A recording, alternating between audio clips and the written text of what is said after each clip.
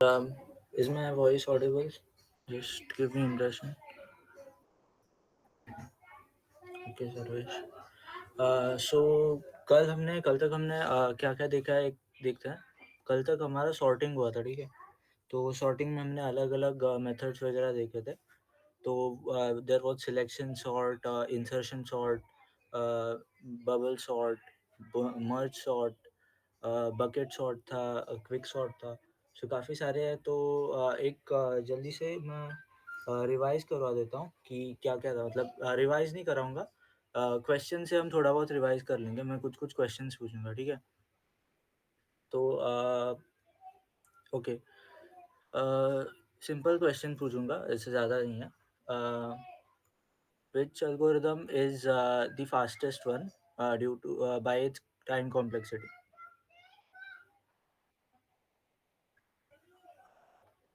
Just एक recap ले रहे हैं हम. You can answer in chat also. Merge sort, okay. हाँ, merge sort. So वो सही है.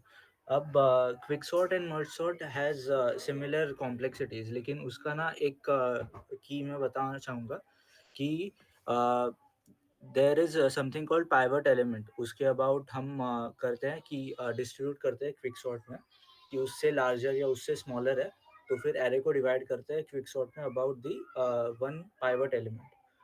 तो वो पाइवट एलिमेंट के सिलेक्शन के about quick sort can have a different complexity, ठीक है. अगर पाइवट एलिमेंट हमें सही से मिल रहा है, that is median, about the median of the array, then then it is correct, then it is going to give n log n.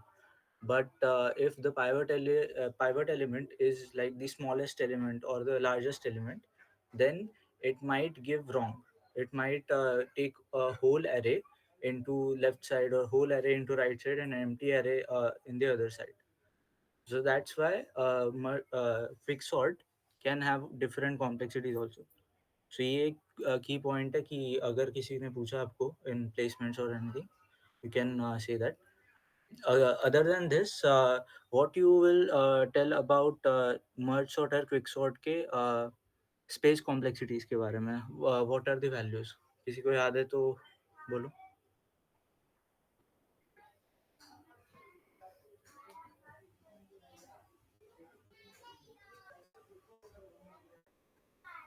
Okay, merge sort n log n. I'm talking about space complexities. So space complexity is O of n for merge sort, and for fixed sort it is about log n.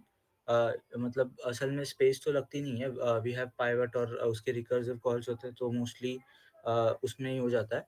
But it is said to be log n. Okay, that you can remember. Okay, इसके बाद ज़्यादा बाकी सारे में ज़्यादा मैं जाऊँगा नहीं. Let's start with today's question.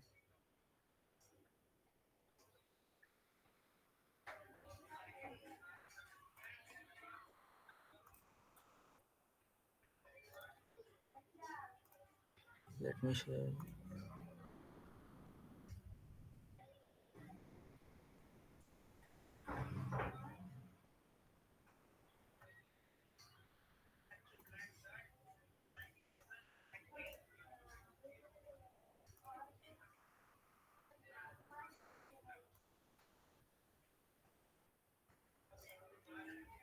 Okay, I guess screen visible है. सो सिंपल, मैं अभी जो क्वेश्चन ले रहा हूँ that is about majority element 2, ठीक है. तो मेजॉरिटी एलिमेंट का अगर फर्स्ट क्वेश्चन आपको याद है तो उसमें हमने अलग अलग मेथड सोचे थे. The first method was about hash map, ठीक है. तो हैश मैप का कॉन्सेप्ट यहाँ पर वापस लग सकता है. यहाँ पर क्वेश्चन में बोला क्या है कि साइज है एरे का ऑफ एन. एरे दिया है and we just want to check कि all elements give out, find all the elements that are appearing in by 3 times, ठीक है, more than n by 3 times. So इसके लिए भी हम ये यूज़ करते हैं हैश मैप का concept. So we again have counter for each element instance. और हर एक मतलब एक 3 है तो 3 के कितने काउंट्स है उसके अबाउट की वैल्यू पेयर होगा कि की होगा एलिमेंट 3 यहाँ पर की है और उसके काउंट जितने हैं that will be the value. तो यहाँ पर 3, 2 will be the first thing. So again वैसे अगर हम जाएंगे then we will have hash map का कॉन्सेप्ट लगा सकते हैं. But again the question, again the other approach was about the voting वाला कॉन्सेप्ट. ठीक है, तो सेम कॉन्सेप्ट है यहाँ पर. सेम कॉन्सेप्ट कैसे है कि हमें वोटिंग के लिए स्टार्टिंग में मैंने बोला था कि मेजॉरिटी ऑफ n/2 पकड़े then we were having something. But similarly अगर हम n/3 को मेजॉरिटी पकड़े, ठीक है, और 3 कैंडिडेट्स को पकड़े, ठीक है, 3 कैंडिडेट्स हैं और उनके अबाउट सब कुछ स्विचेस हो रहा है, तो n/3 से ज़्यादा वाले कितने कैंडिडेट्स हो सकते हैं एट मैक्स. ठीक है, अगर array is of length n, तो n/3 से ज़्यादा अगर एलिमेंट्स का काउंट है तो ऐसे कितने डिस्टिंक्ट एलिमेंट्स हो सकते हैं. सिंपल है, मतलब अगर आप सोचो तो यहाँ पर अगर n एलिमेंट्स है तो फिर n/3 तीन पार्ट्स में हम डिवाइड कर सकते हैं. 3 एलिमेंट से ही अगर पूरा बना है तो n/3 के n/3 के एलिमेंट होंगे, 3 एलिमेंट्स हो सकते हैं मैक्स टू मैक्स. बट अगर हमें मोर देन n/3 का देना है, n/3 के times, then it comes down to 2. तो आपका मैक्स टू मैक्स आंसर में we are having a list of integers by the way. So इस लिस्ट में मैक्स टू मैक्स आपको 2 एलिमेंट्स आ सकते हैं और मोस्टली आपको एक एलिमेंट आएगा. So we have to have something that will give that will have 2 candidates. ठीक है, 2 कैंडिडेट्स को याद रखने के लिए we have to use that voting वाला algorithm.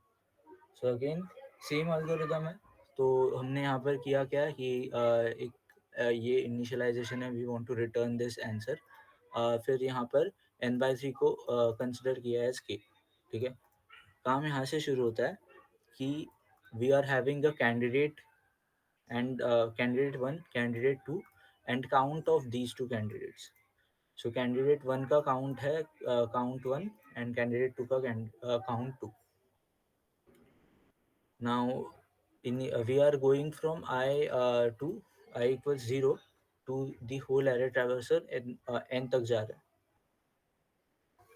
Now, हर एक बार जब हमें कैंडिडेट 1 मिलता है we are having increment with count 1. ठीक है, अगर हमें कैंडिडेट 2 मिला देन कैंडिडेट 2 का काउंट बढ़ा दिया. बट अगर कैंडिडेट 1 हमें इन दोनों में से नहीं मिला, कैंडिडेट 1 और 2 में से, then what we do is count 1 को चेक करो. अगर काउंट 1 0 है दैट मीन्स कैंडिडेट 1 अभी हमारा नया आ जाता है. Candidate 1 will become the new ith element and उसके बाद उसका काउंट हम बढ़ा देते हैं. We will have count of that thing as 1 and count 2 starting में इनिशियलाइज हो रहा है विद 0. तो यहाँ पर अगर अभी तक तुम्हें कैंडिडेट 2 मिला नहीं है और उसका काउंट 0 है तो फिर उस केस में कैंडिडेट 2 को हम अपडेट करते हैं.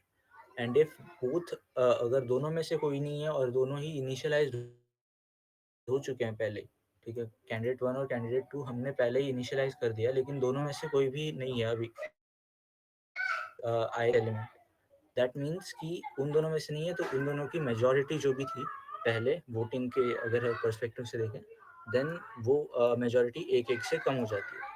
That's the approach. तो हमें कैंडिडेट्स को लेना है, काउंट्स को लेना है. जब भी हमें पहला वाला कैंडिडेट मिल रहा है हम पहले वाले के काउंट को बढ़ा रहे हैं, अगर दूसरा मिल रहा है तो दूसरे वाले के काउंट को बढ़ा रहे हैं, और अगर इनिशियलाइज नहीं है तो इनिशियलाइज कर रहे हैं, और अगर दोनों में से कोई नहीं मिला then we are having each count as -1. At the end दोनों काउंट्स को यहाँ पर 0 किया है और वी आर चेकिंग कि आई 0 टू वापस हम ट्रैवर्स कर रहे हैं और इसके काउंट को चेक कर रहे हैं कि कैंडिडेट 1 जो हमने चूज़ किया है उसका रियल में काउंट क्या है, बिकॉज अभी वो कम ज़्यादा होता है ना. अगर हमें मेजॉरिटी जिस मार्क से मिल रही है उसको हम याद रख रहे हैं, बट अभी हमें एग्जैक्ट काउंट चाहिए कि उसका क्या है. So that is we are having here and here कि कैंडिडेट 1 और 2 के काउंट्स पता करो और अगर वो काउंट के से ज़्यादा है, मतलब n/3 से ज़्यादा है, then we will add it into the array list, और एरे लिस्ट को हम रिटर्न करेंगे। So the approach is just similar कि पहले वोटिंग की कितनी मेजोरिटी है वो देखो, कैंडिडेट्स की कितनी मेजोरिटी है वो देखो, उसके बाद मेजोरिटी इन दोनों की है वो पता चल गई, तो फिर उन दोनों की majority eight the and n/3 की है कि नहीं वो चेक करो।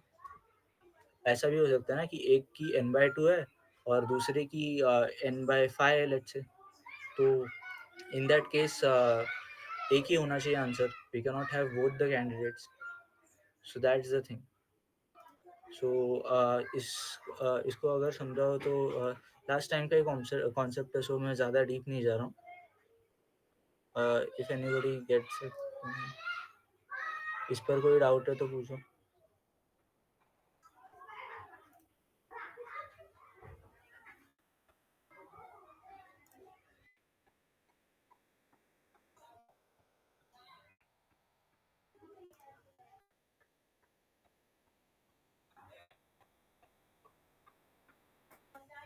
ओके, चैट में भी किसी ने नहीं बोला था, आई गेस नहीं है डाउट किसी को। ओके देन, अभी बचे जो दो क्वेश्चन है that are more about sorting algorithms और custom sorting. So custom sorting में कंपैरेटर्स वगैरह का पार्ट आता है, so Sanjay will go for that. Sanjay. Yes Narendra. हाँ, स्टार्ट।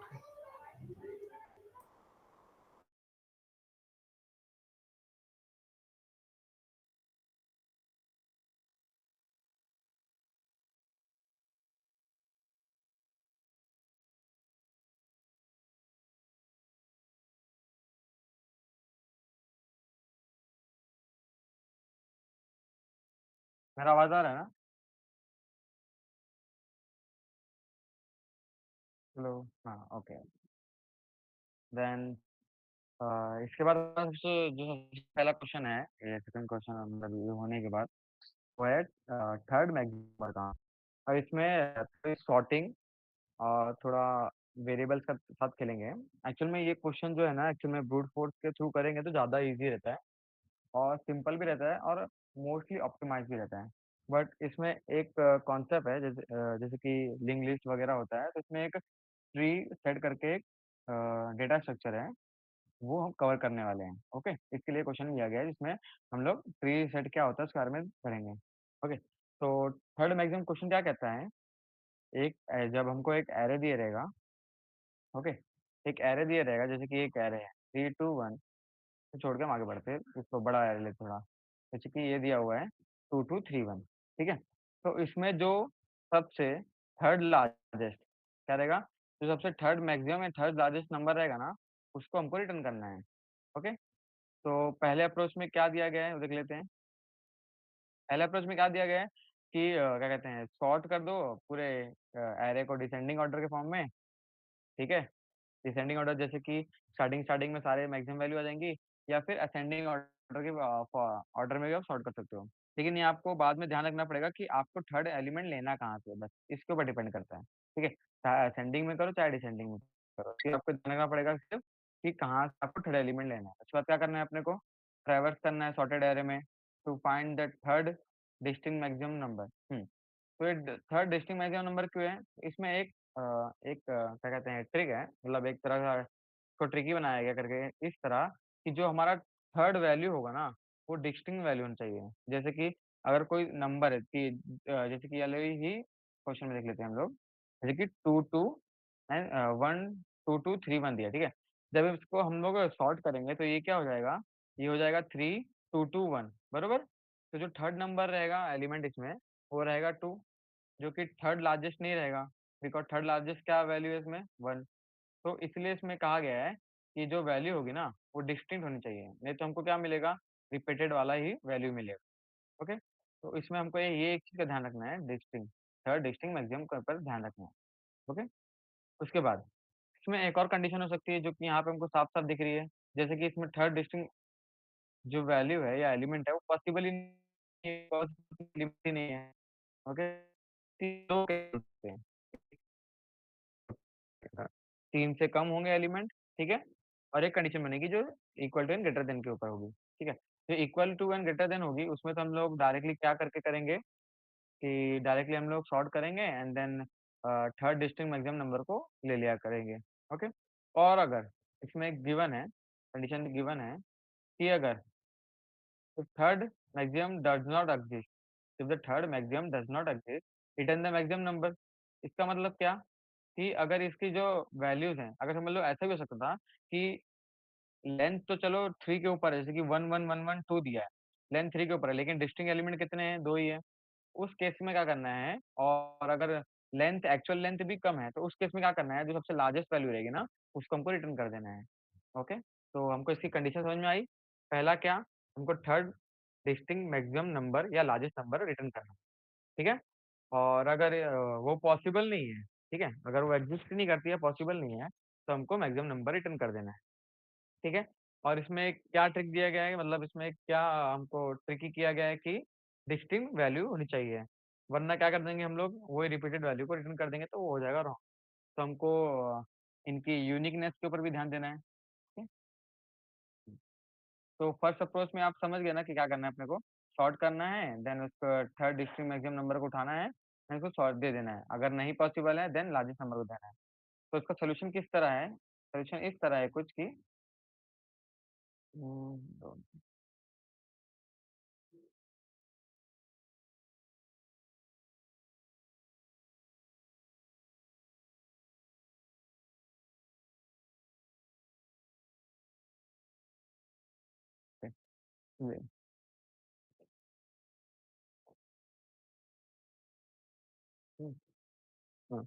तो जो मैंने पहली बात बोली थी कि सॉर्ट कर देना है, तो यहाँ पे देखो सॉर्ट होते हुए दिख रहा है अपने को एरे। ठीक है। देन उसके बाद क्या किया हमने, डिस्टिंक्ट काउंट रखा है एक। ठीक है। जो बता रहा है कि कितने डिस्टिंक्ट वैल्यू है, अभी तक 1 है। बिकॉज जब पहला एलिमेंट एंटर करेगा तो वो एक ही डिस्टिंक्ट वैल्यू रहेगी, बरोबर। या फिर अगर कितना बड़ा भी एरे हो, एक वैल्यू तो एग्जिस्ट करेगी ना, अगर उसका लेंथ 1 से ऊपर है तो एक वैल्यू तो ऐसे एग्जिस्ट करेगी जो कि डिस्टेंट होगी। ठीक है। अगर उसकी सारी रिडंडेंट वैल्यू या डुप्लीकेट वैल्यू हटा दें, देन हम लोग ने एक नंबर वाला एरे बनाया, नंबर क्या कहते हैं, जो एरे रहेगा उसका लेंथ हम लोग ने एक में स्टोर कर दिया है। देन ट्रेवर्स कर रहे हैं बिहाइंड से, मतलब लास्ट से शुरू कर रहे हैं, बिकॉज क्यों, क्योंकि हमने इसको असेंडिंग ऑर्डर में क्या कहते हैं सॉर्ट किया है, इसके लिए हम लोग लास्ट से शुरू कर रहे हैं। अगर डिसेंडिंग ऑर्डर में सॉर्ट किया होता तो हम लोग स्टार्टिंग से शुरू करते हैं। ठीक है। और उसके बाद क्या किया हमने कि सेकंड नंबर से शुरू कर रहे हैं। ठीक है। अब क्या कर रहे हैं, सेकंड नंबर को, सेकंड लास्ट नंबर को लास्ट नंबर से कंप्लीट कर रहे हैं। अगर ये डिस्टिंक्ट होगा देन काउंटर बढ़ जाएगा, फिर वो चेक करेगा क्या 3 डिस्टिंक्ट एलिमेंट हमने अभी तक देख चुके हैं या ट्रैवल कर चुके हैं, उसके ऊपर ट्रैवर्स कर चुके हैं। अगर कर चुके हैं तो थर्ड नंबर वही रहेगा और फिर रिटर्न कर देंगे। जैसे कि तो एग्जांपल यहीं पे करते हुए चलते हैं। 2 मिनट रुकना थोड़ा।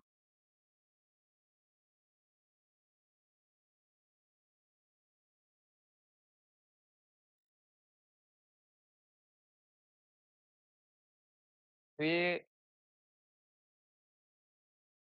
कुछ इस तरह है कि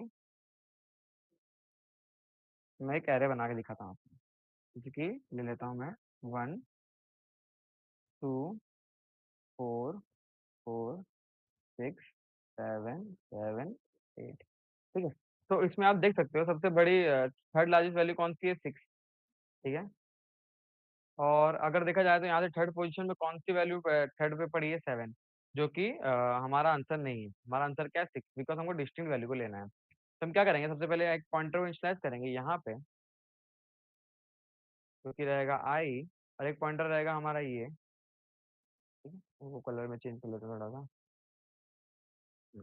एक पॉइंटर रहेगा हमारा आई,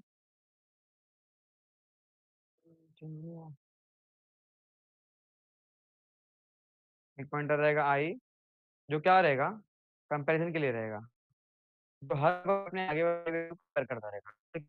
अब देखो, अब 7 पे हमारा काउंट, ठीक है, अब 7 क्या करेगा, 8 कंपेयर किया, तो ये दोनों डिस्टेंट वैल्यू है, हमारा काउंट क्या बढ़ा, डिस्टेंट काउंट से हो जाएगा 2, मतलब 8 तो पहले से ही एक डिस्टेंट वैल्यू था, वैल्यू को मिल चुकी है तो काउंट हो चुका है 2। ठीक है। 1 से क्रॉस करके हो जाएगा, होगा अपडेट। अब आगे हमारा पॉइंटर बढ़ेगा, आई आ जाएगा यहाँ पे। ठीक है। अब क्या होगा, आई वाला वैल्यू अपने आगे वैल्यू से कंपेयर करेगा 7 7 से, अब 7 7 इक्वल हो गया, तो ये वाला जो फंक्शन है, मतलब ये जो इफ स्टेटमेंट है, ये वर्क नहीं करेगा। तो डिस्टेंस काउंट इंक्रीमेंट नहीं होगा, डिस्टेंस का कितना रहेगा, 2 ही रहेगा। और जब यहाँ पे नीचे आएगा, क्या हमको 3 एलिमेंट मिल चुके हैं? वो कहेगा नहीं, तो वापस से फॉर लूप पर चला जाएगा, ठीक है? फिर देन हमारा आई पॉइंटर आगे बढ़ेगा, आई पॉइंटर आ गया है यहाँ पे, ठीक है? अब 6 कंपेयर होगा 7 से, 6 कंपेयर हुआ 7 से, डिस्टिंक्ट वैल्यू है, ये हो गई वैल्यू चेंज, ठीक है? अब ये वैल्यू चेंज होगी, क्या हो जाएगी? ये हो जाएगी 3, ओके? अब देखो, अब ये हमको 3 एलिमेंट अचीव हो चुके हैं, आप खुद देख सकते हो। पहले 8, जो कि अगर सबसे पहला, जो सबसे एक लोअर बाउंड या एक भी वैल्यू रहेगी, वो हमको हमेशा ही एक यूनिक वैल्यू रहेगी। तो हमने पहले इनिशियलाइज़ कर दिया था 1 पे, देन हमको जब भी एक नई वैल्यू मिली, तो हमने इंक्रीमेंट करते गए। तो देखो 8, 7 एंड 6 हमको अभी तक 3 वैल्यू मिल चुकी है, जो कि डिस्टिंक्ट है और लार्जेस्ट है, ठीक है? और हमारा पॉइंटर अब कहाँ आ चुका है, 6 पे आ चुका है, और वहाँ पे इसने इंक्रीमेंट कर दिया है पॉइंटर को, ये डिस्टिंक्ट काउंट को। तो देखो डिस्टिंक्ट काउंट क्या 3 हो रहा है, ये क्या इंडिकेट कर रहा है करके कि आपके पास अभी 3 डिस्टिंक्ट मैक्सिमम वैल्यूज़ आ चुके हैं। तो जो हमारा आई पॉइंटर कहाँ पे 6 पे है ना, तो जो हमारा थर्ड डिस्टिंक्ट मैक्सिमम वैल्यू होगा, उसी को रिटर्न करेंगे। अब उसके बाद दूसरा केस क्या था हमारा कि अगर थर्ड डिस्टिंक्ट मैक्सिमम जो वैल्यू है वो पॉसिबल ही नहीं हुई, तो क्या करना है? अगर पॉसिबल ही नहीं हुई, तो हमको क्या करना है, सबसे लार्जेस्ट वैल्यू को ही सेंड कर देना है। तो देखो वो कैसे हैंडल किया जा रहा है, इस तरह। अगर समझो इसमें कुछ नहीं हुआ, तो मतलब क्या हुआ कि कोई भी 3 डिस्टिंक्ट वैल्यू मिली नहीं, बिकॉज़ ये जो इफ स्टेटमेंट है कभी चला ही नहीं, तो ये कभी रिटर्न हुआ ही नहीं। तो ये फॉर लूप का कभी फॉर लूप का कोई मतलब नहीं आया, और हम आ गए यहाँ पे। अब देखो इसमें क्या हो रहा है, एन में हमने क्या स्टोर किया था, लेंथ। और मैंने ये बताया था कि जो इसमें प्रोग्रामिंग लैंग्वेज है, ये वाली जावा या सी प्लस प्लस या पाइथन में है, वो जीरो बेस्ड इंडेक्स के ऊपर है, ठीक है? जीरो बेस्ड इंडेक्स के ऊपर है, तो क्या होगा उसमें, ये कट होके हो गया था 3, सॉरी, हाँ, जीरो बेस इंडेक्स में है। तो जो हमारा वैल्यू है, जो हमारा एरे का अगर लेंथ देखा जाए, तो 1 2 3 4 5 6 7 8, ओके? तो 8 से क्या हो जाएगा, 8 हमारा लेंथ हो गया, और हमारा इंडेक्स क्या हो जाएगा लास्ट वाले का, वो हो जाएगा 8 माइनस 1, जो कि हो जाएगा 7, ओके? तो यहाँ पे हम लोग वो रिटर्न करा रहे हैं, सबसे लार्जेस्ट वैल्यू। अगर कभी भी इसके अंदर ये जो एरे है, इसके अंदर पॉसिबल नहीं होगी थर्ड लार्जेस्ट वैल्यू, तो हम किससे क्या रिटर्न करा देंगे, लार्जेस्ट वैल्यू। किस तरह, n माइनस वन से। तो ये होगा एक अप्रोच हो गया, ठीक है, जो सबसे बेसिक अप्रोच होगा। एंड देन उसके बाद हमको क्या करना है, तब हमें हमारे पास एक है सेकंड अप्रोच, ठीक है?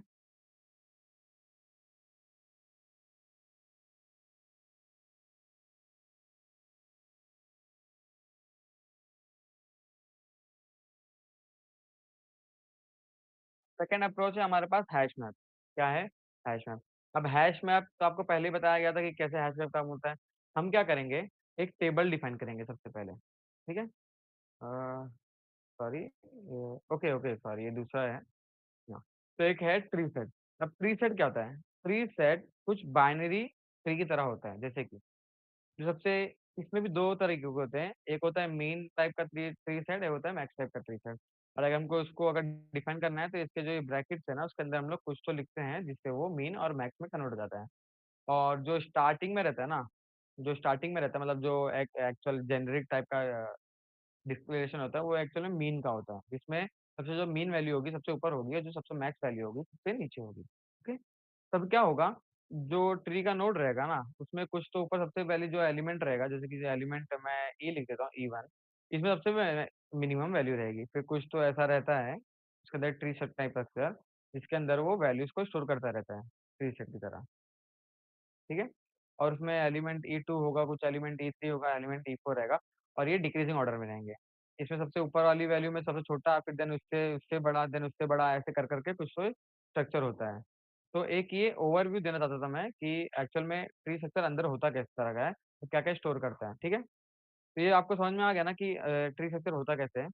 देन उसके बाद ट्री स्ट्रक्चर समझने के बाद हैं कि आगे क्या लिखा हुआ है। आगे ये लिखा हुआ है करके कि अब क्या करेंगे हम लोग, हर बार वैल्यूज़ उठाएँगे, क्या बोलते हैं उसमें से, अरे में से, एंड देन उस सेट के अंदर ऐड करते जाएँगे। अब देखो, ये एक ट्री सेट है, तो इस सेट में हमेशा यूनिक वैल्यूज़ ही रहेंगी। तो सबसे अच्छा बेनिफिट क्या है हमारे पास ट्री सेट का, कि कोई भी अगर डुप्लीकेट वैल्यू होती है, तो ये उसको डायरेक्टली क्या करता है, उसकी रिडंडेंसी मेंटेन नहीं करता है, और उस वैल्यू को रिजेक्ट कर देता है। तो फिर आप इस तरह कह सकते हो कि जाके अगर ये वैल्यू के साथ वहाँ पे जाएगा, उस नोड पे जाएगा, तो वहाँ पे पहले से वो वैल्यू प्रेज़ेंट रहेगी, ठीक है? तो अगर डुप्लीकेट भी करेगा, तो वो नोड में आपको 2-2 नोड तो दिखेंगे नहीं, एक ही नोड दिखेगा। तो यहाँ पे क्या हो रहा है, रिडंडेंसी क्या कहते हैं, रिड्यूस होती जा रही है। यहाँ पे कोई भी डुप्लीकेट वैल्यू नहीं होगा, सारी वैल्यू जो होगी ट्री के अंदर वो होगी यूनिक वैल्यू। तो हमको एक सेट की तरह भी काम कर रहा है और एक ट्री की तरह काम कर रहा है, जो हमको मिनिमम और मैक्सिमम वैल्यू का प्रोवाइड करेगा। ठीक है, जिसमें स्टार्टिंग में एकदम मिनिमम वैल्यू होगी और जिसके एकदम एंड में क्या कहते हैं, मैक्सिमम वैल्यू होगी। ठीक है, तो क्या कर रहे हैं हम लोग, हर बार वैल्यू उठा रहे हैं एंड देन अंदर सेंड करते जा रहे हैं इसके अंदर, सेट के अंदर। ठीक है, और उसके साथ साथ ही हम ये चेक करते रह रहे हैं कि क्या इसका साइज 3 से बड़ा हो चुका है क्या। अब मैं इस तरह कुछ बात करता हूँ, जैसे कि मैं एक वैल्यू डिफाइन कर रहा था, 3 2 1 4 4 6 5 4 7। अभी हो गया हमारा एक एरे। ठीक है, अब यहाँ पे बना देता हूँ मैं एक हमारा, जिसके अंदर ये वाले को एरे समझ लो और ये वाले को ट्री स्ट्रक्चर समझ लो। ठीक है, तो वो जो स्टार्टिंग स्टार्टिंग में वैल्यू यहाँ पे रखूंगा मैं, और सबसे छोटी होगी, और जो सब पीछे रखूंगा उससे बड़ी होगी, ये समझ चलना। ठीक है, तो सबसे पहले मैंने 3 उठाया और डाल दिया। ठीक है, तो स्टार्टिंग में तो इसका साइज छोटा था, तो इसमें कुछ फर्क नहीं पड़ेगा, ये वाला एग्जीक्यूट नहीं करेगा। देन 2 आया। ठीक है, देन 2 आया तो इसने क्या किया, 3 को, इसको 3 को उठा के इससे पीछे कर देगा। ठीक है, बिकॉज़ स्टार्टिंग में सबसे आगे वाली वैल्यू चाहिए। देन क्या किया इसने, 2 को यहाँ रख दिया और 3 को पीछे कर दिया। देन फिर यहाँ पे चेकिंग होगा कि क्या साइज़ का 3 से बड़ा है। अरे आपको बताऊँगा मैं कि ये क्यों चेक कर रहे हैं। ठीक है, अब क्या होगा, अभी 3 से बड़ा है? नहीं, ये 3 से बड़ा नहीं है, तो इसमें कुछ भी एग्जीक्यूशन नहीं होगा। फिर से हम लोग अगली वैल्यू उठाएँगे एंड देन इसके अंदर फेंक देंगे। अब अगला वैल्यू क्या है, 1। देखो सबसे छोटी वैल्यू क्या है इसमें, 1 ही सबसे छोटी वैल्यू है, तो फिर से वो आगे आ जाएगी। तो ये सारी चीज़ें फिर से हटेंगी और चीज़ें यहाँ पे आ जाएँगी, 1 2 एंड 3। ओके, अब देखो ये सबसे 3 अभी 3 हो गया। ठीक है, उसके बाद क्या होगा कि ये 3 को चेक करेगा, क्या है 3 से बड़ी हो गई क्या? नहीं। अब क्या होगा इसमें फिर, ये एग्जीक्यूट नहीं होगा। देन अगली वैल्यू आएगी, देन अगली वैल्यू आई, देन क्या किया इसने, यहाँ पे अगली वैल्यू क्या है, 4। देन क्या करेगा, 4 पुट करेगा, यहाँ पे जाएगा, 4 पुट करने की कोशिश करेगा। अब देखो, अब 4 कहाँ पुट होगा, यहाँ पे सबसे लास्ट में, तो यहाँ पे आ गया 4। ठीक है, तो ये समझ में आपको कैसे इसमें अंदर पुट हो रहा है, इस तरीके से प्री सेट के अंदर 1 2 3 4। अब देखो इसमें क्या हो रहा है, अब इसमें ये चीज़ हो रही है कि ये जो सेट है का साइज़ ये हो गया है 3 से बड़ा। अब क्या करेंगे हम लोग? पोल फर्स्ट करेंगे। तो देखो इसमें 2 जगह पे 2 अलग-अलग तरीके के ये वो क्या कहते हैं, फंक्शन यूज़ किए गए हैं सेम चीज़ को करने के लिए, लेकिन उसके थोड़ा बिहेवियर्स अलग तरीके के हैं। जैसे कि पोल पोल फर्स्ट है और यहाँ पे फर्स्ट है। तो इसके बारे में थोड़ी देर बाद बताऊँगा मैं। अब पहले इस पे ध्यान लेते हैं। अब क्या है, हम लोग रिमूव करके स्मॉल को इफ साइज़ करेंगे। ठीक है? अब हमको क्या चाहिए, 3 एलिमेंट चाहिए। ठीक है? और फिर थर्ड लार्जेस्ट वाला चाहिए हमको। ठीक है? अब क्या करेंगे, हमको 4 एलिमेंट मिल चुके हैं, जिसमें थर्ड लार्जेस्ट एलिमेंट कौन-सा है, 2। ठीक है? और 1 को हमको कोई ज़रूरत ही नहीं है, तो इसको हम क्या निकाल सकते हैं इसमें से? हाँ, निकाल सकते हैं। तो हमको सीधा पोल फर्स्ट करके इस वैल्यू को यहाँ से निकलवा लेंगे और सारी जो एलिमेंट है इसके अंदर को, वो वापस से शिफ्ट हो जाएँगी 2, 3 एंड 4। ओके? आपको ये समझा कि कैसे हम 3 एलिमेंट को साथ में लेते हुए चल रहे हैं और जब भी हमारे पास एक अननेसेसरी एलिमेंट हो जा रहा है, उसको हम लोग कैसे बाहर निकाल रहे हैं। तो अगर ये आप इसमें कुछ डाउट हो तो अभी तक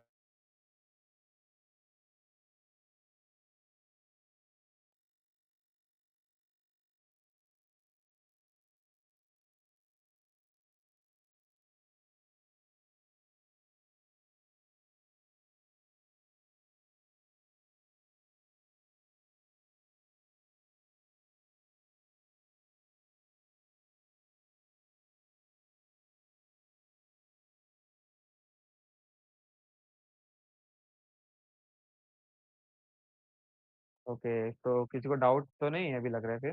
वापिस चलते हैं हम लोग। तो आपने ध्यान दिया कि कैसे हम लोग 3 एलिमेंट को ही पकड़ के चल रहे हैं या 3 एलिमेंट को ही ट्रैक कर रहे हैं किस तरह? और जब भी 3 एलिमेंट से ज़्यादा हो जा रही है, तो हमको 3 एलिमेंट ज़्यादा की कोई ज़रूरत ही नहीं है। तो लोग क्या कर रहे हैं, एलिमिनेट कर दे रहे हैं अपने ट्री सेट से। ओके? देन ऐसे करते ही करते ये सारी वैल्यूज़ क्या होंगी, पुट हो जाएँगी। तो आपने एक चीज़ ध्यान रखी कि जब भी 4 एलिमेंट हो रहा है, तो ये निकाल दे रहा है। और दूसरी फंक्शनैलिटी क्या इसमें हमने इम्प्लीमेंट करने की कोशिश की थी और हमको ट्री सेट क्या प्रदान कर रहा है, वो है डुप्लीकेसी रिडंडेंसी। और डुप्लीकेसी और रिडंडेंसी को एलिमिनेट करना। अब देखो अगला एलिमेंट कौन-सा आ रहा है, 4 आ रहा है, ठीक है? देन 4 इसमें पुट होगा ट्री सेट के अंदर, ट्री सेट डॉट ऐड किया इसने। अब देखो 4 गया, गया, गया, देखा तो 4 तो पहले से ही है, तो ये एंटर ही नहीं करेगा ये, ठीक है? तो हमने ये दिया कि एक और 4 डालने से हम लोग बच गए, because of tree set, because ये रिडंडेंट वैल्यूज़ को या डुप्लीकेट वैल्यू को एक्सेप्ट ही नहीं करता अंदर, ठीक है? तो फिर से हमारा जो ट्री सेट है उसकी वैल्यू एक्सीड नहीं की, 3 क्लियर रहा, इफ लूप नहीं चल रहा। वैसे ही देन 6 आएगा, देन 6 कहाँ चला जाएगा? यहाँ चला जाएगा, ओके? 6 यहाँ चला जाएगा और जो हमारा सबसे ऊपर वाला एलिमेंट रहेगा, सबसे छोटा वाला, उसको हम बाहर निकाल देंगे, ठीक है? देन फिर 5 आएगा, फिर 5 यहाँ पे आके इनके दोनों के बीच में बैठ जाएगा, ठीक है? इनके दोनों के बीच में बैठ जाएगा। बिकॉज़ ये ट्री सेट है तो ये अपने आप ही सॉर्टिंग वगैरह जो भी इसको करना है इंटरनल फंक्शन में, इस बारे में हम लोग बात नहीं कर रहे हैं। अब देखो यहाँ पे आ गया, अब हमको फिर से यही ध्यान रखना है कि हमको 3 एलिमेंट को लेके चलना है आगे पूरी ट्रैवल्स करते समय। फिर ये एक्सीड कर गया, फिर इसने पहले वाले एलिमेंट को निकाल दिया जो हमको जिसकी ज़रूरत नहीं है, वो इनसिग्निफिकेंट है, देन इसने इसको निकाल दिया। देन फिर हमारे पास 4 आया, 4 रिडंडेंट हो गया फिर से, तो फिर हमने इसको नहीं डाला, रिजेक्ट कर दिया। देन 7 आया, 7 सबसे लार्जेस्ट वैल्यू है, सबसे पीछे जाके बैठ जाएगा वो। देन क्या होगा? सारी चीज़ें मूव करेंगी, ठीक है? देन क्या हो जाएगा? ये हो जाएगा 4 देन 5 देन 6। अब हमारा फिर से एक्सीड कर गया 3 का, बिकॉज़ हमको 3 एलिमेंट ट्रैवर्स करते हुए मेंटेन करने हैं।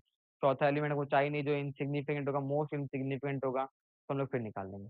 अब eight the end of the day हमको क्या मिला? ऐसे 3 एलिमेंट मिल गए ना, जो हमको चाहिए थे और जो सबसे लार्जेस्ट होंगे और जो डिस्टिंक्ट भी होंगे, ठीक है? अगर अब इसका ध्यान दीजिए, अगर इसका साइज़ अब इसमें क्या दिया होगा यहाँ पे ध्यान, अगर इसका साइज़ 3 के बराबर है, तो क्या कर दो? फर्स्ट को रिटर्न कर दो। तो फर्स्ट क्या रहेगा? ये वैल्यू रहेगी, सबसे मीन वैल्यू। अगर 3 नहीं है, ठीक है? 3 नहीं है तो इसके क्या होगा? कम ही होगा, 3 से छोटा मतलब 2, 1 या 0 होगा।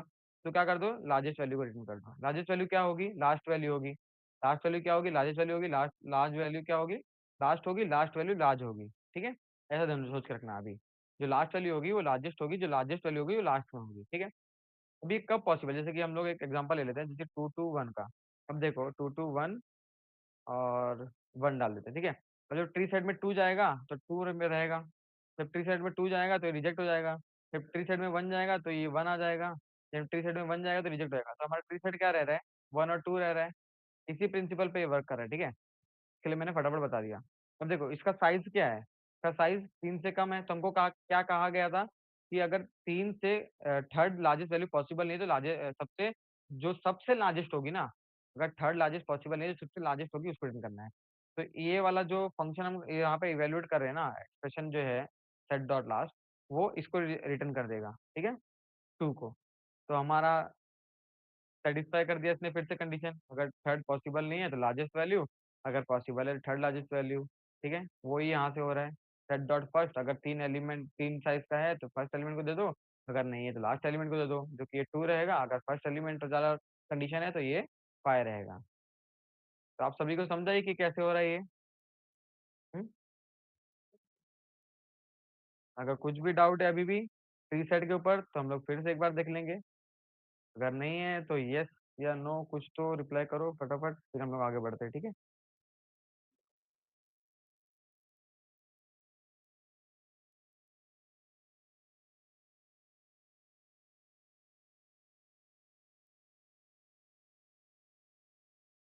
है किसी को डाउट कुछ? यस या नो कुछ तो मतलब ऐसा रिप्लाई करो।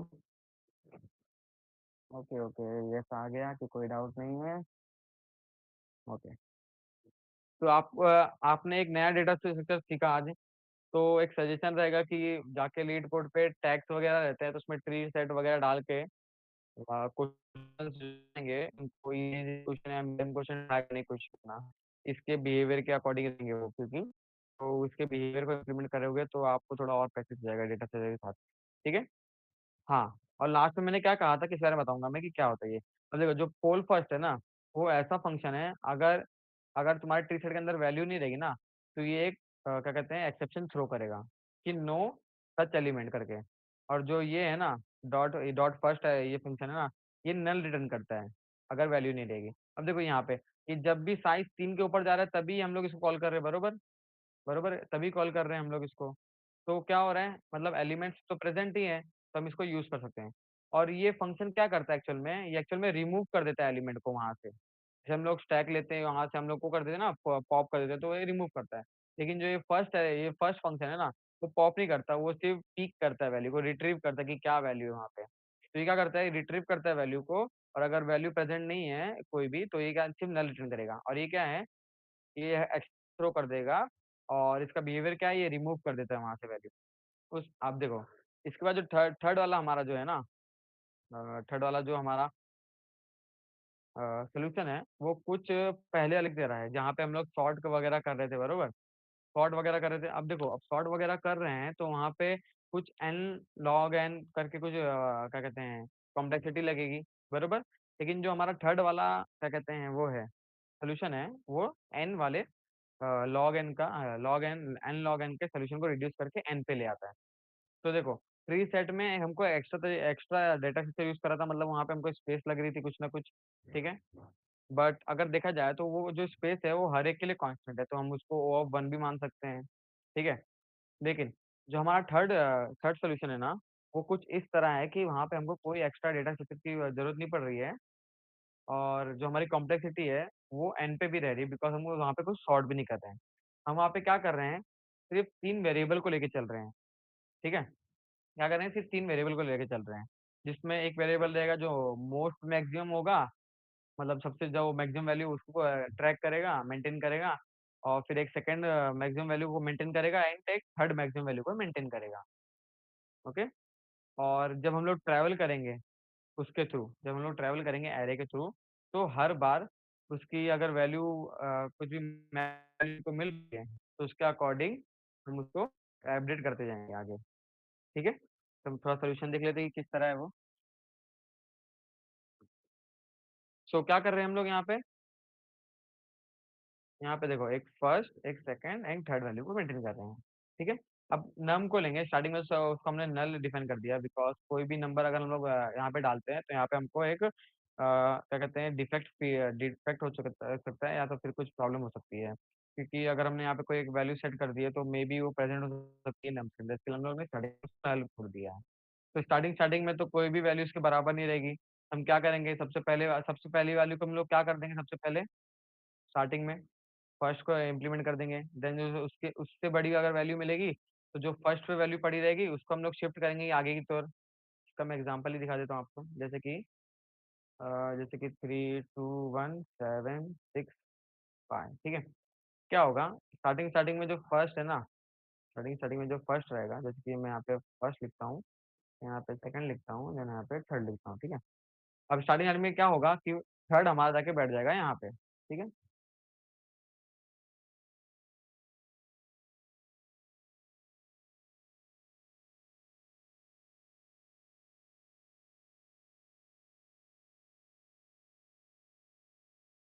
हेलो, हेलो, हेलो, हेलो, आवाज़ आ रही है मेरी? हेलो? हाँ, ओके। हाँ, तो सबसे पहले पहले क्या होगा कि जो हमारी फर्स्ट वैल्यू रहेगी ना, वो जाके बैठ जाएगी यहाँ पे फर्स्ट पोज़ीशन पे, ठीक है? तो हमारी फर्स्ट वैल्यू क्या है, 3, ठीक है? फिर देन हमारी सेकंड वैल्यू क्या मिली? सेकंड वैल्यू आई सेकंड ही। तो ये इससे बड़ी नहीं है, तो सेकंड वैल्यू सेकंड पे जाके बैठ जाएगी, ऐसा। देन थर्ड वैल्यू इन दोनों से बड़ी नहीं है, तो थर्ड वैल्यू थर्ड पोज़ीशन पे जाके बैठ जाएगी। कुछ इस तरह। तो मैं रुकना, मैं नीचे वाली चीज़ों को मिटा दूँ, नहीं तो कोई कन्फ्यूजन ना हो जाए।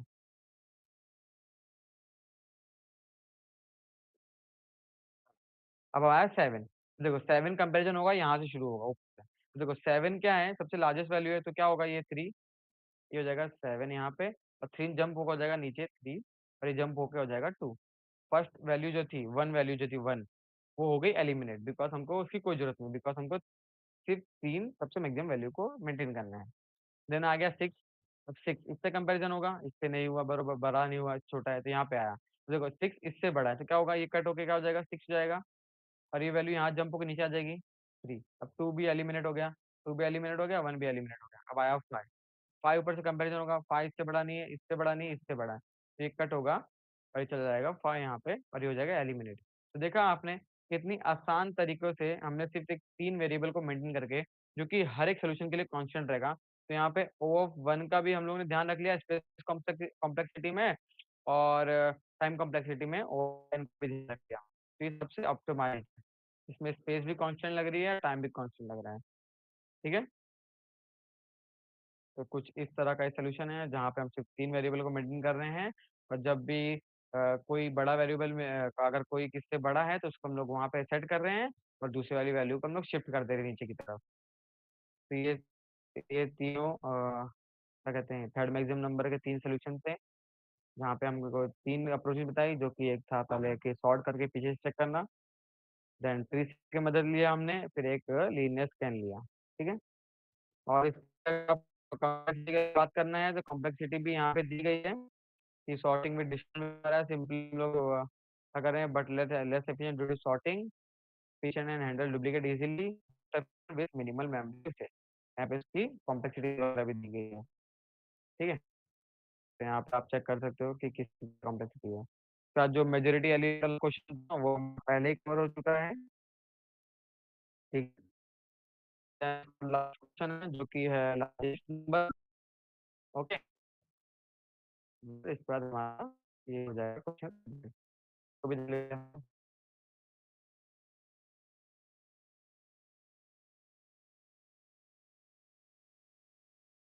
इसमें एक्चुअल में क्या है ना, कि आपको एक रैंडम एरे दिया गया है, और उससे आपको मतलब उसमें एडिशन वगैरह तो नहीं करना है, सिर्फ अरेंजमेंट करना है नंबरों का। ठीक है? क्या करना है? नंबरों का अरेंजमेंट करना है। कुछ इस तरह की जो उसकी वैल्यू अगर इवैल्यूएट हो ना बाद में, तो वो सबसे लार्जेस्ट वैल्यू हो इन सारे नंबर्स के कॉम्बिनेशन से। जैसे कि 10 और 2 दिया था। अब हमने इसको इस तरह 2 1 0 बन गई, जो होगी 210, क्योंकि मैक्सिमम वैल्यू है जो इन 2 एलिमेंट से तो पॉसिबल हो सकती है। यहाँ पे कुछ दूसरा इसका कुछ ऐसा मैक्सिमम वैल्यू होती है, वो तुमको यही फाइंड करना है कि अगर इवन एरे है उसके अंदर कुछ एलिमेंट है, तो उसको हम लोग अरेंज करें, तो सबसे मैक्सिमम वैल्यू हमको, तो उस वो जो है, पहले हम लोग एक चीज जानेंगे कि इसको लेक्सिकोग्राफिकल लेक्सिकोग्राफिकल क्या होती है।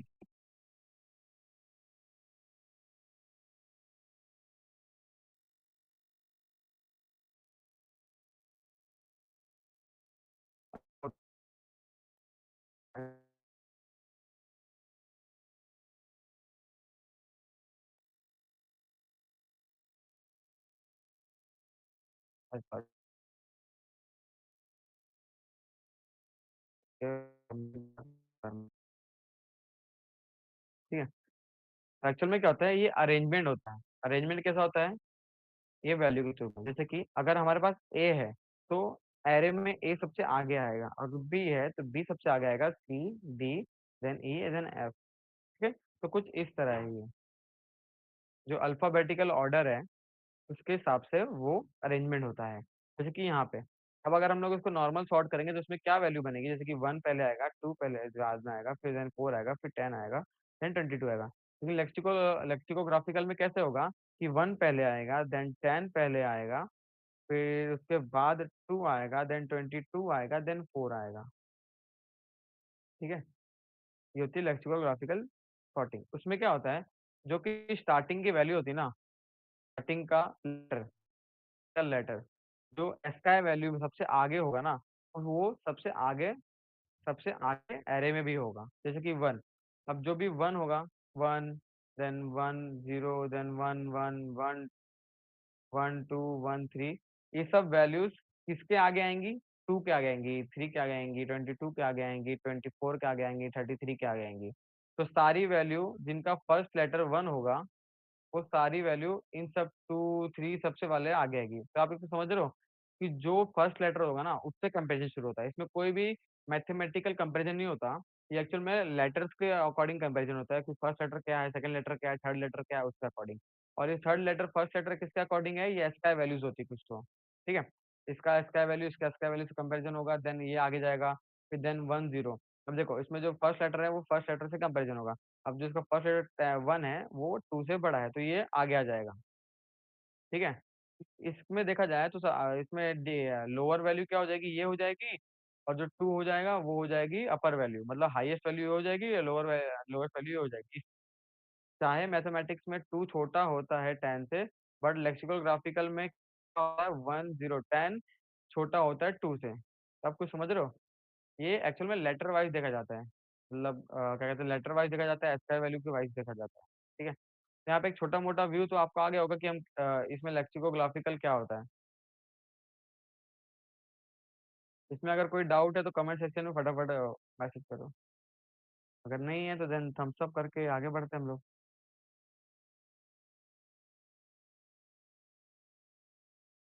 थम्स अप आ चुका है।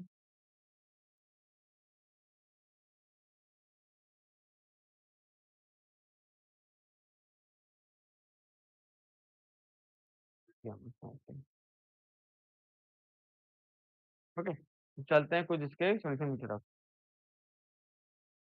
अब इसमें क्या कर रहे हैं हम लोग, एक कस्टम सॉर्टिंग फंक्शन यूज़ कर रहे हैं। और उसमें कुछ नहीं, एक कंपैरिज़न यूज़ कर रहे हैं हम लोग, लेकिन उसमें एक जो पॉइंट है वो इम्पोर्टेंट है। जैसे पहले हम क्या करेंगे, सारी वैल्यूज़ को ना कन्वर्ट कर देंगे स्ट्रिंग के फॉर्म में, ठीक है? तो जो हमको एक नंबर का एरे मिला था उसको हम कन्वर्ट कर देंगे स्ट्रिंग के फॉर्म में, ठीक है?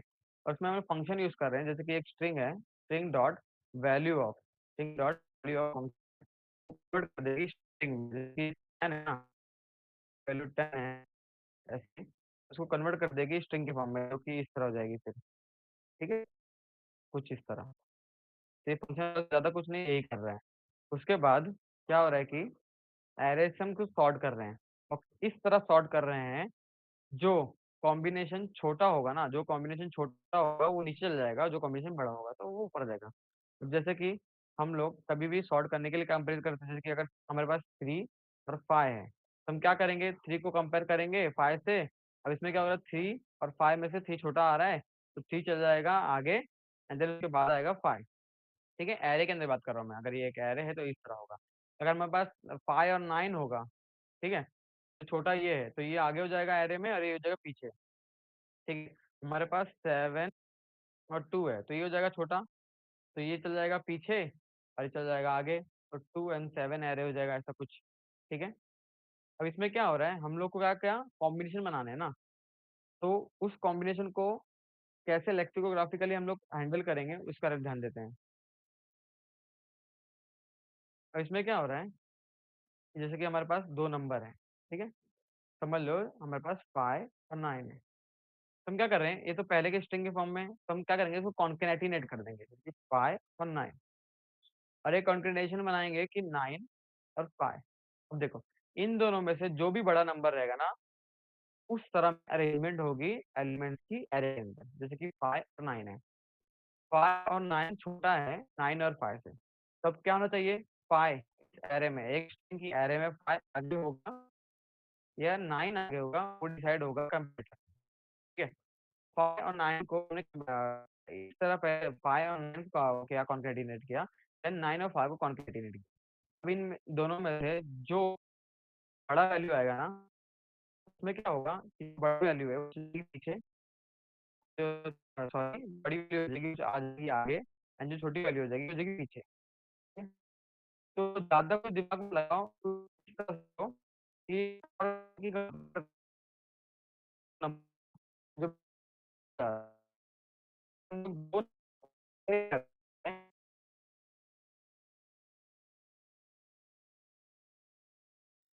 ये 95 होता है। इन दोनों की वैल्यू बिकॉज़ हम लोग को आखिर क्या करना है, कुछ अरेंज करना है कि इसका देखो, अब इसमें कैसा आपको ऐसा दिख रहा है कि सब अलग-अलग एलिमेंट है, लेकिन वो कॉन्कैटिनेट होके लास्ट में कुछ इस तरह बनेंगे। इसमें 9 यहाँ आ जाएगा, 5 आगे आ जाएगा, देन 34 आएगा, देन 3 आएगा, देन 30 30 आएगा, ठीक है? तो कुछ इस तरह अरेंजमेंट हो रही है कि अगर 2 नंबर का कॉम्बिनेशन बना रहे हैं ना, 2 नंबर के कॉम्बिनेशन के दोनों पॉसिबल वेज़ में जो सबसे बड़ी वैल्यू होगी ना, उस तरह अरेंजमेंट हो जाएगा। जैसे कि अगर 5 9 अगर एक 5 है हमारे पास और एक 9 है हमारे पास, अगर सॉरी हाँ, अगर हमारे पास एक अगर हमारे पास एक 5 है, एक 9 है, तो कौन-सी वैल्यू मैं आगे रखूँ या कौन-सी वैल्यू मैं पीछे रखूँ, मेरा जो नंबर है लास्ट में अचीव होगा, जो एरे में आ जाएगा अरेंजमेंट और अचीव होगा लार्जेस्ट। तो इन दोनों के कॉम्बिनेशन से 2 9 होती है, 9 होती है। सबसे बड़ी वैल्यू कौन-सी होती है दोनों में से? ये वाली होती है।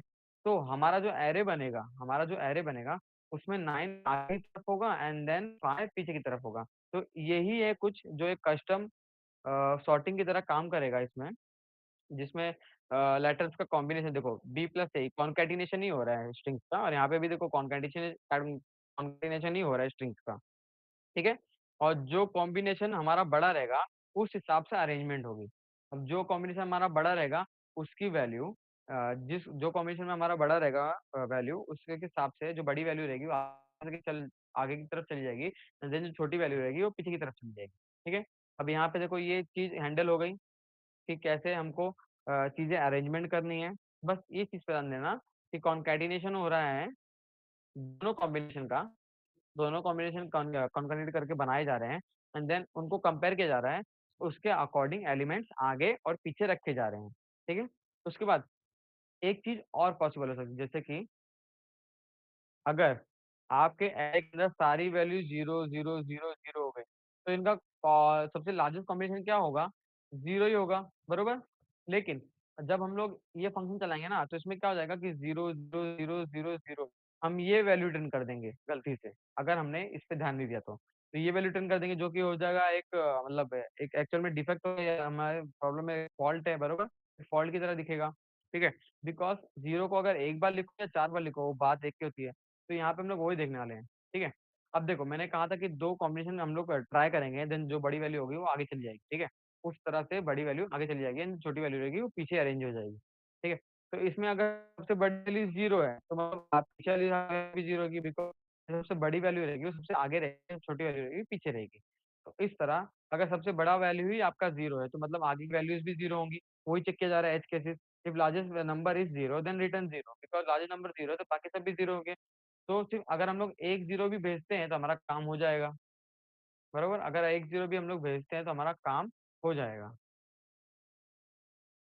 तो पूरा ये 4-4 बार लिख के भेजना ये एक अच्छी बात नहीं है, बिकॉज़ एक तरह का फ़ॉल्ट की तरह ही दिखेगा हमारे कोड के अंदर, ठीक है? उसके बाद क्या हुआ, हमने अरेंजमेंट की चीज़ों की, क्या करेंगे हर वैल्यू को उठाएँगे और एक स्ट्रिंग में पुट करते जाएँगे। अब स्ट्रिंग में सिर्फ़ कॉन्कैटिनेट करते जाएँगे, जैसे कि 9 को उठाया, 9 लिखा, अनकोटा 9 लिखा देन 5 आया, 5 बन गया देन 3 4 आए, देन 3 आया, 3 0 आ गया। अब ये बन गया हमारा लार्जेस्ट वैल्यू, ठीक है? बिकॉज़ हमको जो रिटर्न करना था वो स्ट्रिंग ही रिटर्न करना था एंड में, ठीक है? जो सबसे लार्जेस्ट वैल्यू होगी वो उस तरह की, ठीक है?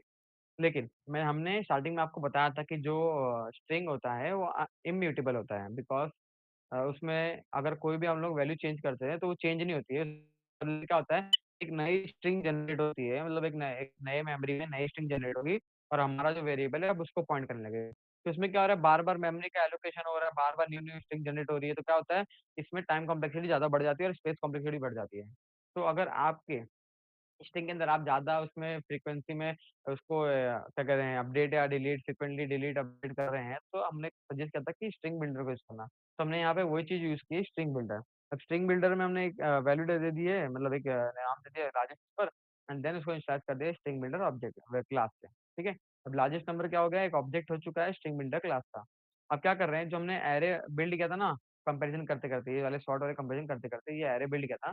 अब क्या कर रहे हैं बस आगे से वैल्यू उठाते जा रहे हैं और उसमें अपेंड करते जा रहे हैं। अपेंड करते जाएँगे तो हम हमारी क्या वैल्यू जनरेट होगी? ये जनरेट होगी वैल्यू। इस तरह के अरे में से इस तरह की वैल्यू जनरेट होगी। अब देखो, यहाँ पे हमको स्ट्रिंग में बोला था कि आंसर देना है। हमको क्या करना पड़ेगा, टोस्ट्रिंग मेथड से ये जो वैल्यू थी ना, जो वैल्यू थी स्ट्रिंग के अंदर, उसको हम लोग टोस्ट्रिंग के मतलब स्ट्रिंग बिल्डर से स्ट्रिंग के क्लास में कन्वर्ट कर देंगे। ठीक है? इसमें एक फंक्शन हमको डिफाइंड किया गया है पहले से, स्ट्रिंग बिल्डर को जो स्ट्रिंग में कन्वर्ट कर देता है। बिकॉज़ हमारा जो रिटर्न टाइप है वो स्ट्रिंग है। तो सबसे पहले हमने क्या किया कि सारे वैल्यूज़ को हमने कन्वर्ट किया स्ट्रिंग के फॉर्म में देन उसके हर एक वैल्यू कंपेयर करके से किया, दोनों के कॉम्बिनेशन जनरेट किए, जो सबसे लार्जेस्ट वैल्यू होगी जो सबसे लार्जेस्ट वैल्यू होगी उसमें आगे वाला नंबर जो होगा आगे चला जाएगा, पीछे वाला नंबर उस जगह पे रहेगा। एंड देन अगर कंपेयर करने के बाद भी अगर सबसे लार्जेस्ट वैल्यू जो स्टार्टिंग में होनी चाहिए थी, वो 0 है तो हम सिर्फ 0 रिटर्न कर रहे हैं और अगर ऐसा कुछ नहीं है अगर वैलिड हमारे पास अरे आया है तो क्या कर रहे हैं हम लोग सिर्फ एरे में से नंबर उठा रहे हैं और बस अपेंड करते हमारा जो मतलब जो टारगेट वैल्यू था स्ट्रिंग के फॉर्म में अचीव कर रहे हैं, देन स्ट्रिंग बिल्डर को कन्वर्ट करते हैं स्ट्रिंग में। तो ये कुछ था थर्ड क्वेश्चन हमारा आज का, ठीक है? देखो यहाँ पे कन्वर्ट कर दिया स्ट्रिंग को कंपैरिजन के लिए, हम कस्टम कंपैरिजन लगाया जहाँ पे X plus Y and Y plus X के फॉर्म में उसको हम लोग कॉम्बिनेशन जनरेट करके देन सॉर्ट कर रहे हैं डिसेंडिंग ऑर्डर में चीज़ों को, ठीक है? उसके बाद क्या कहते हैं आफ्टर सॉर्टिंग क्या करना है कॉन्कैटेनेट करने के बाद अगर 0 है लार्जेस्ट सबसे वैल्यू, ठीक है? तो रिटर्न कर रहे हैं 0, वरना क्या कर रहे हैं स्ट्रिंग को उस तरह डेवलप कर रहे हैं जो कि एक वैलिड स्ट्रिंग होगी एंड देन उसको रिटर्न कर दें टू स्ट्रिंग के मदद से। ये इसका सूडो कोड है और आपको अगर सॉल्यूशन देखना है वगैरह तो वो यहाँ पे है, ठीक है? वो सॉल्यूशन यहाँ पे है। अभी तक किसी को भी कुछ कॉन्सेप्ट में डाउट है? देखो, अगर आपको कोड वगैरह नहीं समझ में आ रहे हैं तो उसके उसके मतलब उसके लिए तो डाउट मतलब आ रहा है तो कोई बात नहीं, वो आपको खुद से देख के और मतलब अगर आप खुद कोड करोगे तो समझ में आएगा कि क्या करने से, क्या कोडिंग करने से मतलब कुछ स्टेटमेंट लिखने से क्या फ़र्क आता है। लेकिन मेन पर्पज़ क्या होता है अगर एक एल्गोरिदम अगर हम सिखा रहे हैं, क्वेश्चन सॉल्व कर रहे हैं तो मेन उसका एल्गोरिदम होता है या उसके पीछे जो हम लोग डेटा स्ट्रक्चर यूज़ कर रहे हैं या कुछ प्रोग्राम मतलब डेटा स्ट्रक्चर यूज़ कर रहे हैं या फिर किस तरह का भी अगर हम लोग कॉन्सेप्ट यूज़ कर रहे हैं, वो समझना मेन पर्पस है। बिकॉज़ हम लोग यहाँ पे सारे क्वेश्चन कवर नहीं कर सकते हैं, ठीक है? तो हम लोग मेन फ़ोकस कहाँ डाल रहे हैं, सिर्फ़ कॉन्सेप्ट कवर करने में, डेटा स्ट्रक्चर कवर करने में। तो क्या आज आपको ट्री सेट समझ में आया या फिर आपको वो जो वोटिंग सिस्टम वाला जो नरेंद्र सिंह का आया था, वो समझ में आया? या फिर आपको ये जो कस्टम कंपैरिज़न है, वो समझ में आया? तो आपका आज का जो मतलब ये सेशन था, वो आपको समझ में आया है। ठीक है? अगर आप कोड के व्यू से आप बोल रहे हो सोच रहे हो कि हमें हाँ, हमें वो कोड समझ में नहीं आया, तो उसमें आपको आपकी कोई गलती नहीं है, वो आपको करने से ही समझ में आएगा। ठीक है? आप खुद से सॉल्व करोगे तभी समझ में आएगा। ठीक है? लेकिन अगर कॉन्सेप्ट समझ में नहीं आ रहा है तो आपको डाउट पूछना ज़रूरी है और अभी ही पूछना ज़रूरी है। क्योंकि बाद में आप भूल जाओगे देन फिर वो भूल ही जाओगे एकदम से। ठीक है? और अगर अभी नहीं पूछ रहे हो तो रिक्वेस्ट है करके कि बाद में आप खुद से एक्सप्लोर करो वो कॉन्सेप्ट को और सीखो। ठीक है? अगर अभी भी कुछ भी डाउट है, तो अभी भी पूछ सकता है कोई भी।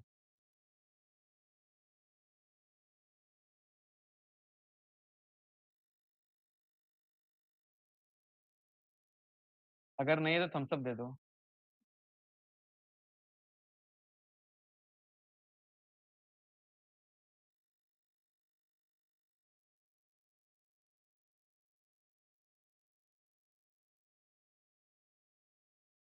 सेशन था उसमें आपने सॉर्टिंग के एनिमेशन वगैरह देखे बिकॉज़ मेरे में थोड़ा लैग कर रहा था।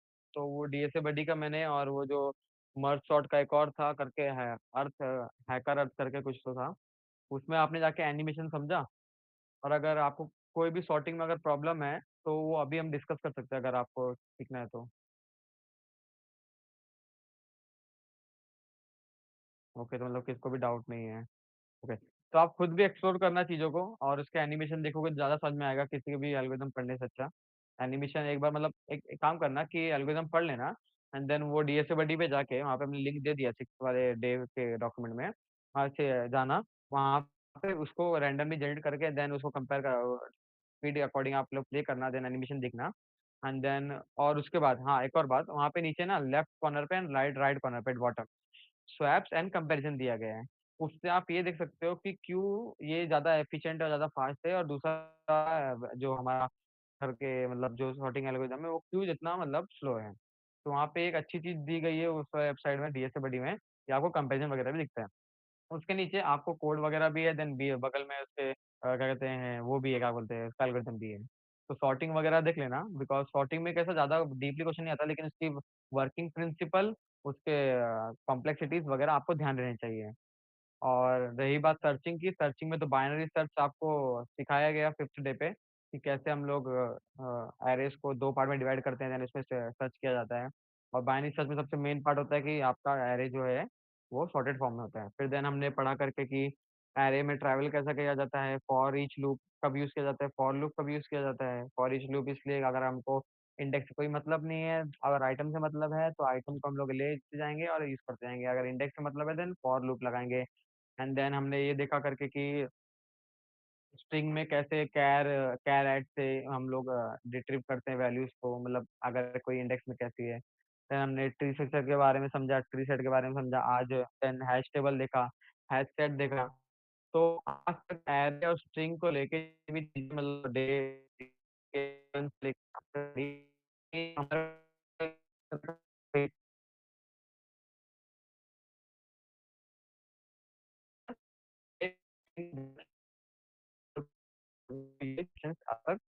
उसके लिए थे।